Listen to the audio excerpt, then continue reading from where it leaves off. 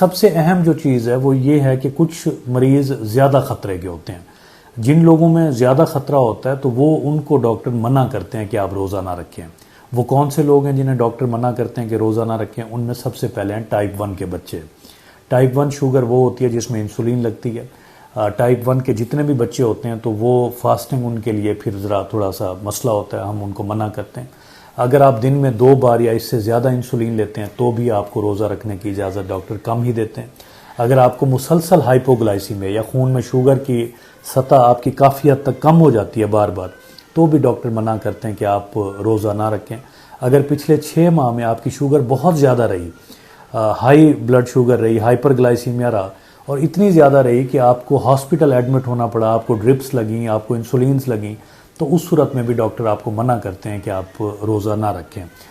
इसके अलावा अगर आप की शुगर लो होती है और आपको शुगर की अलामात ज़ाहिर नहीं होती तो भी हम मना करते हैं कि आप रोज़ा ना रखें। अगर आपको गुर्दों के, दिल के, जिगर के, आँखों के मसाइल हैं या कोई और बड़ी कॉम्प्लिकेशंस हैं तो भी डॉक्टर आपको इजाज़त नहीं देते कि आप रोज़ा रखें।